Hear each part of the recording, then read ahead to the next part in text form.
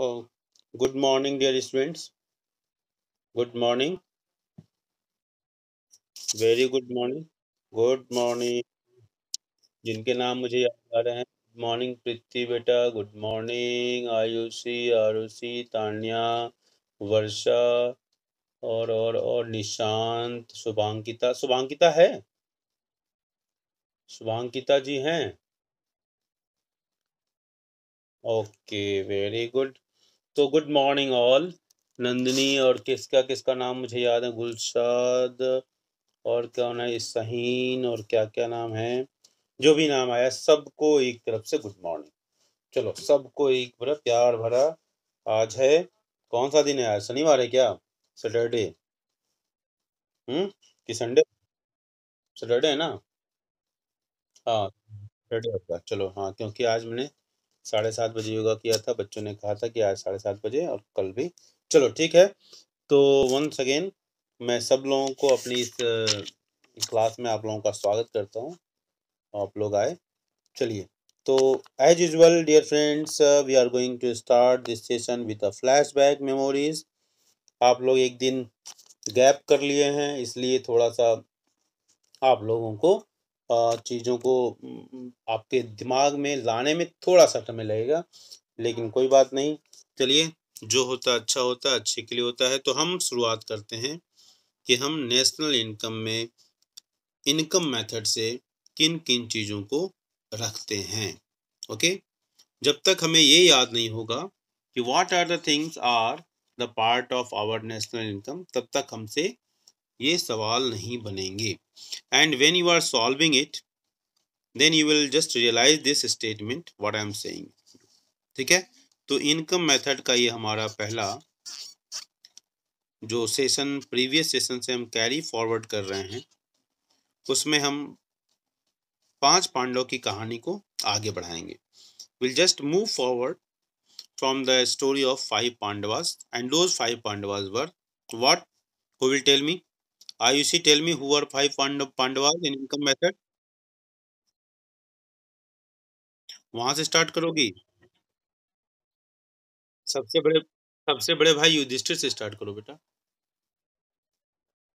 हाँ, COE।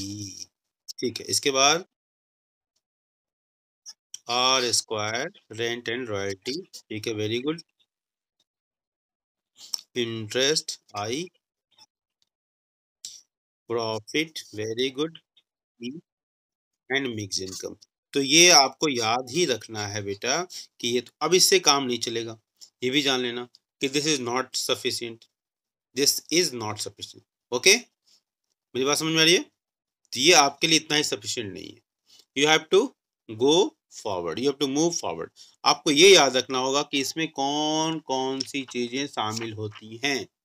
अगर आप इसको, पहली बात तो आप ये बता दूं आपको, एक बार रिपीट कर रहा हूं कि हम एनडीपीएफसी, हम इनकम मेथड में एनडीपीएफसी सबसे पहले मेजर करते हैं, और NDPFC net domestic product at factor cost. ठीक है, और यहाँ से हम निकाल लेते हैं एनएनपीएफसी, जो कि आपको एनएफआईए का जो फार्मूला है उसके हेल्प से हम निकाल लेते हैं एनएनपीएफसी।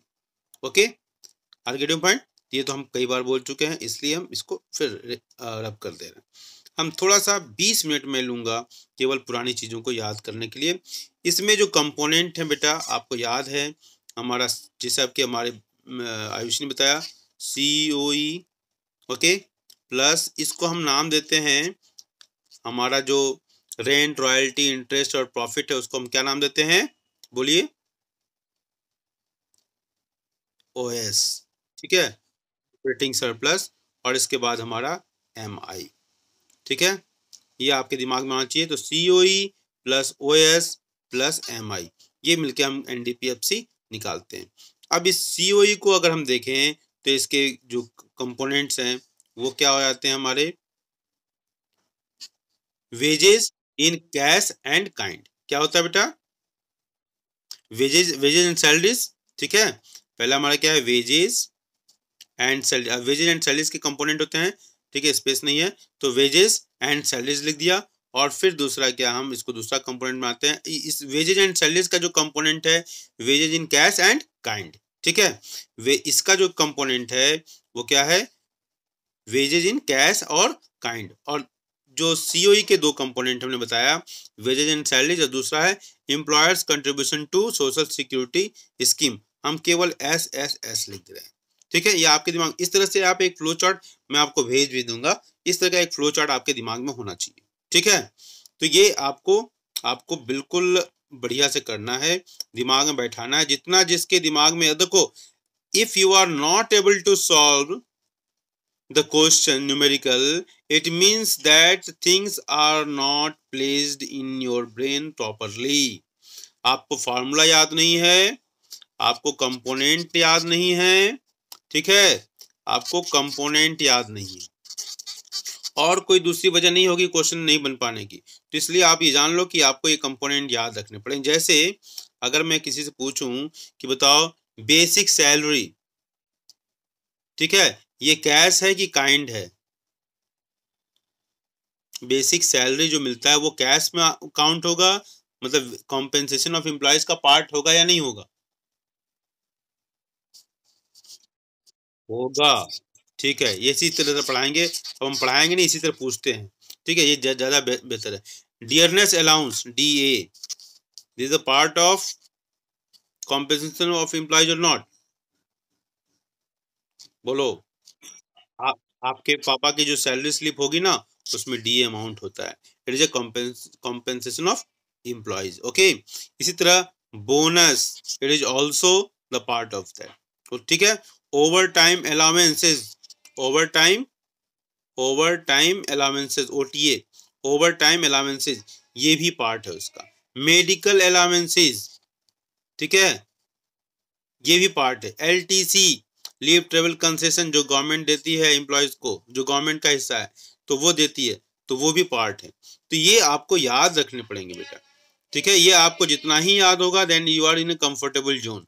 अदरवाइज आपके लिए नेशनल इनकम अकाउंटिंग हेडेक रहेगा, चाहे वो वैल्यू मेथड हो, चाहे वो इनकम मेथड हो, और चाहे वो एक्सपेंडिचर मेथड हो, आप नहीं कर पाओगे क्वेश्चन, ये जान लेना।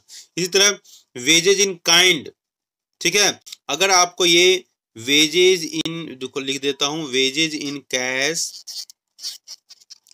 ठीक है, और वेजेज इन काइंड के बीच में डिफरेंस नहीं मालूम है, तो आप वहां भी आपको दिक्कत होगी, ठीक है। तो थोड़ा सा हम वेजेज इन काइंड का देख लेते हैं एग्जाम्पल, कुछ एग्जाम्पल आपके सामने मैं रखता हूं, उसको आप अपने दिमाग में रखेंगे। बाकी आपकी लिस्ट आपके बुक में दी हुई है, उस लिस्ट को तैयार कर लेंगे, ठीक है। Rent for free accommodation, free meals, rent for free accommodation, free accommodation, ठीक है, ये हमारा एकोमोडेशन, ठीक है, double M, accommodation, okay. Free meals, जो भी फ्री मील हमको मिलता है वो, free education and health facility, ये सब काइंड है। ये वेजेज इन कैश में नहीं आएगा, ये सब काइंड में आएगा, ये ध्यान रखना। इंटरेस्ट फ्री लोन्स, ये ध्यान देना, शब्दों को पकड़ने का प्रयास कीजिए। Interest on interest free loans, interest free loans, ठीक है, इसका ध्यान रखिएगा। तो ये सब हमारे वेज इन काइंड, और भी बहुत सारे हैं, इसको आप इसी तरह प्रॉफिट के जो कंपोनेंट हैं, corporate tax, dividend, undistributed profit. फिर अगेन अनडिस्ट्रीब्यूटेड प्रॉफिट को हम क्या क्या कहते हैं, रिटेन्ड अर्निंग, क्योंकि क्वेश्चन में कभी अनडिस्ट्रीब्यूटेड प्रॉफिट आ जाएगा, कभी रिटेन्ड अर्निंग देगा, कभी savings of private corporate sector दे देगा। तो इसका मतलब आपको समझना पड़ेगा कि ये तीनों चीजें एक ही हैं। इसके अलावा जो हम लोगों ने बात किया था, उसको हमेशा ध्यान रखना है, क्या, पिताजी को जकड़ो या पकड़ो और बेटा जी को जाने दो, है ना। आयुषी के शब्दों में जाने दो, बाप को पकड़ो बेटे को छोड़ो, मेरे शब्दों में है जो भी वो सब, दैट इज नॉट इज, ठीक है। तो आपके पास एक पूरी लिस्ट होनी चाहिए, क्या, कि क्या किसको लेना है, किसको पकड़ना। अब हम, ठीक है, टेम्परेचर टू हाई, हमको तो टेम्परेचर डाउन ही लग रहा है। खैर, तो देखो हम किन किन चीजों को इसमें शामिल करते हैं और किन किन चीजों को इसमें छोड़ते हैं। तो नेट, हम नेशनल इनकम में हम पहले तो एनडीपीएफसी निकालते हैं बेटा, ये ध्यान रखना। तो हम किन किन चीज़ों को हम शामिल करते हैं वो आपके पास बिल्कुल रेडी रेकनर की तरह होना चाहिए। एक बार हम कुछ लिखते भी हैं। वेजेस, जैसा कि हमने अभी चर्चा किया था, क्योंकि मैं जब तक ये नहीं आपके दिमाग में आएगा हम आगे क्वेश्चन करेंगे तो ये नहीं होगा। तो wages in cash paid to staff, ये आएगा बेटा पेड टू स्टाफ। बोलिए बोलिए बेटा, wages in cash paid to staff, ये कॉम्पेंसेशन ऑफ एम्प्लॉयज में आएगा कि नहीं आएगा? Very good. चलो चलो ठीक है, हम इसको एक एक पर लिखते जाएंगे और आप बताते जाना। फेस्टिव, हम हमारे पास पूरी लिस्ट है और आपके पास भी लिस्ट है वो। फेस्टिव गिफ्ट्स, अब बताना आप। GIFTS gifts, festive gifts by employer, by employer to employees, to employees, ठीक है, टू एम्प्लॉइज। ये इसको हम इंक्लूड करेंगे COE में या नहीं? इस इसको करोगे? ये गिफ्ट है, ये फैक्टर इनकम है, बोलो। इस हाँ, इसको नहीं करेंगे बेटा, क्योंकि ये हमारा फैक्टर इनकम नहीं, हमारी मेहनत का परिणाम नहीं है, ये एम्प्लॉयर की खुशी का परिणाम है। माइंड। तो फेस्टिव गिफ्ट्स हम किसी सीजन पर, हम दुर्गा पूजा, दिवाली, होली, हाँ किसी भी फेस्टिवल पर हम अगर कोई गिफ्ट देता है एम्प्लॉयर, तो festive gifts by employer to employees it is not a part. यही देखो, अब यहीं पर हमको ध्यान रखना है। मैं बोल रहा हूँ इन्हीं यही सब चीज़ें जो है ना, अगर हम नहीं याद रखेंगे तो फिर हमसे ये गलतियाँ होंगी। इसलिए मैं इसको विशेष इम्प्रेशन दे रहा हूँ, इस पर विशेष मेरा झुकाव है, इस पर अटेंशन है। Okay, next question. Value of free medical facilities to employees, value of free medical facilities, value हाँ ऑफ, ये एक लिस्ट बना दी गई है, किसको इंक्लूड करना है किसको इंक्लूड नहीं करना है, ठीक है। तो value of free medical facilities, ये इसेंशियल सर्विसेज हैं और ये एम्प्लॉयर प्रोवाइड करता है एम्प्लॉयज़ को, तो इसको हम COE का पार्ट मानते हैं, टू एम्प्लॉयज़। इस लिस्ट आपके पास अगर बुक है तो उस बुक को निकाल लो और साथ में रखते रहो और वेरीफाई भी करते जाओ, तो और नोट भी करते जाओ। तो value of free medical facilities to employees it is a part of COE, ठीक है। अब हम आते हैं, ये हम आपका रिकॉर्डिंग भी हो रहा है इसलिए आप रेफर कर लोगे रिकॉर्डिंग को भी, स्क्रीनशॉट लेने की आपको ज़रूरत नहीं पड़ेगी। तो मेरा रिकॉर्डिंग फेल हो जाएगा तो मैं बता दूंगा, ठीक है। इसी तरह value of subsidised food, value of, सब अपने लिस्ट से मैच कर लेंगे आप। सब्सिडाइज्ड फूड, ये सब्सिडाइज्ड फूड, ये भी जो है हमारे पार्लियामेंट की कैंटीन में हो या कहीं भी सब्सिडाइज्ड अगर फूड है तो ये हमारे जो भी एम्प्लॉयज़ हैं उनको सुविधा प्रदान करने के लिए, उनके वर्क एफिशिएंसी को, उनमें काम करने वर्क प्लेस पर वो ज़्यादा मेहनत से, इंटरेस्ट से, अपने एटीट्यूड से काम करें, इसलिए गवर्नमेंट ये जो एम्प्लॉयर है वो प्रोवाइड करता है। The value of subsidised food, ये हमारे COE का हिस्सा होगा, ठीक है। नेक्स्ट है रिटायरमेंट पेंशन, इससे आप बहुत भली भांति परिचित हो चुके हैं। हाँ, यद्यपि कि ये रिटायरमेंट मतलब काम वो करना बंद कर देता है, इसके बाद उसको मिलता है, ये ध्यान रखना। रिटायरमेंट पेंशन कब मिलता है? जब काम खत्म और तब ये पेंशन चालू। तो आपको लगता होगा कि ये तो बिना मेहनत का कर रहा है, रिटायरमेंट की दादाजी ने सर्विस की, सर्विस को छोड़े हुए 10 साल हो गए लेकिन उनको पेंशन मिल रही है। नहीं, लेकिन ये उनके मेहनत का परिणाम था, करेक्ट पॉइंट। तो इसको डिफर्ड पेमेंट के रूप में रखेंगे, लेकिन ये हमारे COE का हिस्सा होगा। क्या होगा? It will be the part of COE, ठीक है। इसी तरह rent free accommodation, rent free accommodation, हम इससे पहले भी देख चुके हैं। Rent free accommodation, free accommodation, ठीक है, ठीक है। ये भी हमारा किसका हिस्सा होगा? COE का हिस्सा होगा। रेंट फ्री एकोमोडेशन जो एम्प्लॉयर प्रोवाइड करता है एम्प्लॉय को from the side of employer, ठीक है। तो रेंट फ्री एकोमोडेशन भी हमारे COE का हिस्सा होगा, ठीक है। अब हम आते हैं, अगला हमारा है ओल्ड एज पेंशन, जिसकी चर्चा हम कई बार कर चुके हैं। ओल्ड एज पेंशन, ये बताओ ओल्ड एज पेंशन ये हमारे COE का हिस्सा होगा? बोलिए। No, very good. देखो कुछ लोगों को याद है ना, तो वो क्विक बोल रहे हैं, ये याद करना ही पड़ेगा। फिर बताओ हमारा जो है TA क्या है?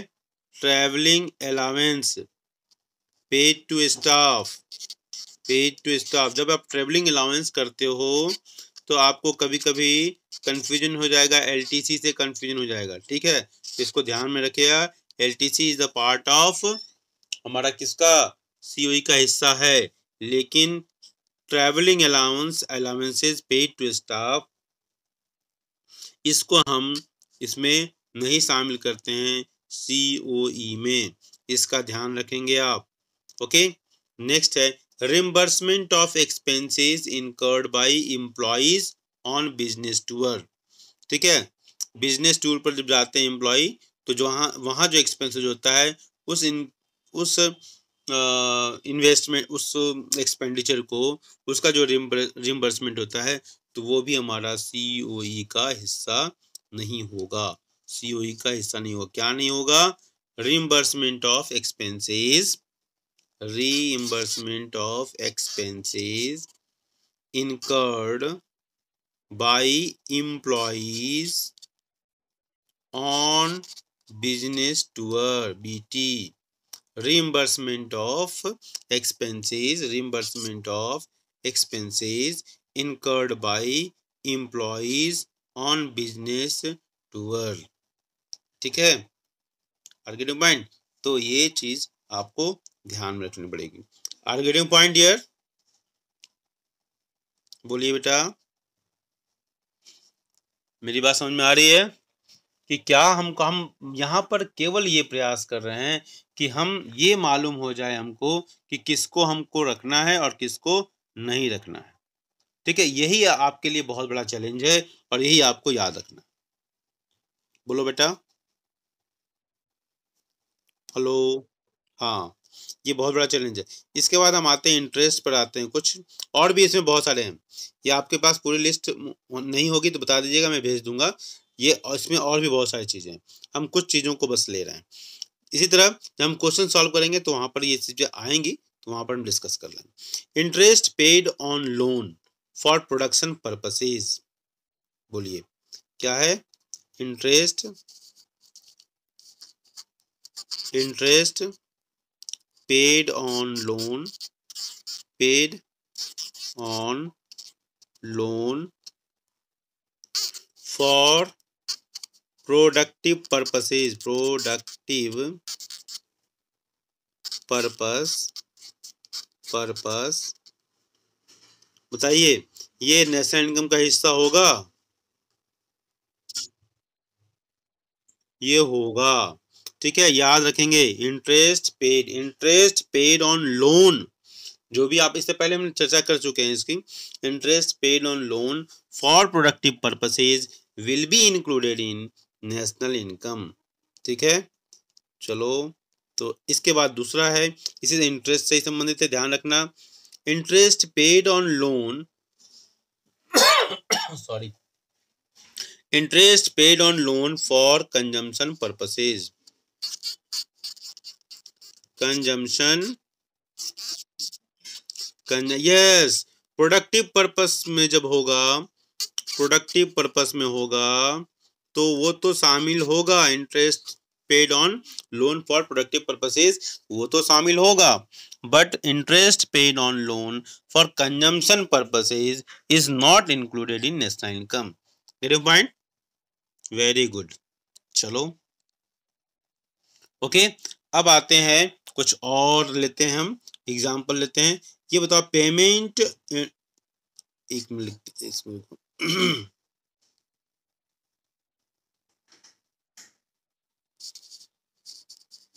पेमेंट ऑफ इंटरेस्ट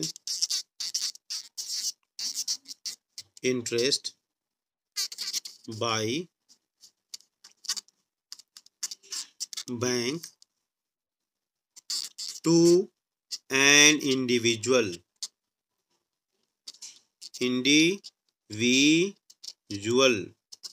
ठीक है। ये बताइए, ये नेशनल इनकम का हिस्सा होगा। Payment of interest by bank, कौन पे कर रहा है?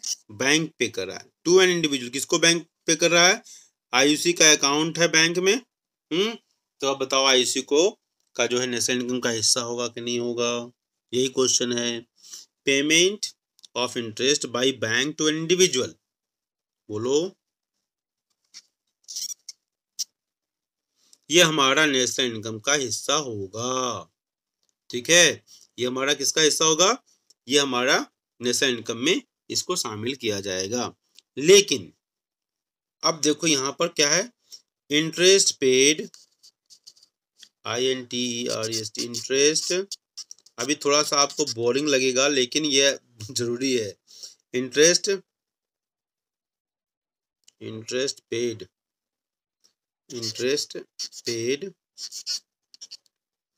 Bye a house hold, H लिख दिया केवल हाउस होल्ड के लिए, टू बैंक, ये नेशनल इनकम में इंक्लूड नहीं होगा, ठीक है। तो ऐसे आप जानिए कि आपको क्या क्या याद रखना है, क्या क्या छोड़ना है, क्या क्या पकड़ना है। ये जब तक याद नहीं होगा नहीं हो पाएगा। इसको हम इसी पेज पर डिलीट करते हैं। ये सब अभी थोड़ा सा बोरिंग लगेगा जरूर आपको, क्योंकि मैं केवल पकड़ने और छोड़ने की बातें कर रहा हूँ। इसी तरह payment of interest by household to bank on home loan, अगर हाउस होल्ड लोन, ये बैंक है, हाउस होल्ड अपना डिपॉजिट करता है और इस पर जो इंटरेस्ट पे करता है, हाउस होल्ड इंटरेस्ट पे कर रहा है किसको? बैंक को। किस लिए? होम लोन लिया था, ठीक है। तो ये इंटरेस्ट क्या होगा? नेशनल इनकम का हिस्सा होगा, ठीक है। ये है हाउस होल्ड, ये है बैंक, ये है होम लोन, इधर आया, इंटरेस्ट इधर गया, तो ये जो इंटरेस्ट जन्म लिया ये हमारा किसका हिस्सा होगा? ये हमारा नेशनल इनकम का हिस्सा होगा, ठीक है। चलिए हम आगे आते हैं। Payment of interest by one firm to another firm, एक फर्म दूसरे फर्म को, firm A is paying interest to firm B, paying interest, ऐसे डायग्राम बना लोगे ना तो याद रहेगा। इंटरेस्ट यहाँ लिख दो, फर्म ए, ये फर्म बी हो गया, तो firm A is paying interest to firm B, ठीक है। ये हमारा नेशनल इनकम का हिस्सा नहीं होगा, ठीक है। ये हमारा नेशनल इनकम का हिस्सा नहीं होगा, ठीक है। इस तरीके से एक पूरी लिस्ट बन जाएगी आपके पास। इसके अलावा एक दो और एग्जांपल हम लेते हैं, ठीक है। Payment of interest by a firm to bank, firm ये लिख देंगे, फर्म ए है, ठीक है। Payment of interest by a firm to a bank, और ये है हमारा बैंक। तो ये जो इंटरेस्ट पे कर रहा है, लोन लिया होगा, तो ये इंटरेस्ट जो पे कर रहा है ये हमारा नेशनल इनकम का हिस्सा होगा, ठीक है। वेरी गुड, ठीक है। ओह, इसी तरह और भी बहुत सारी चीजें हैं। एक लास्ट में देखता हूँ, लास्ट तो आ ही नहीं रहा है क्योंकि बहुत सारे हैं इसमें, कितना जोड़ूं फिर भी। Payment of interest on borrowing bye general government on interest on public debt, ठीक है। गवर्नमेंट भी कुछ विशेष प्रकार की सर्विसेज वो गवर्नमेंट प्रोवाइड करती है, तो वैसे केस में गवर्नमेंट भी कहीं ना कहीं प्रोडक्शन एक्टिविटीज में तो है ही है। तो ऐसे केस में जो इंटरेस्ट होगा जनरल गवर्नमेंट के द्वारा और उस पर जो इंटरेस्ट होगा वो क्या होगा, वो नेशनल इनकम का हिस्सा नहीं होगा। लिख देते हैं इसको भी, payment of interest, INTREST, interest on borrowing bye general government, GG, on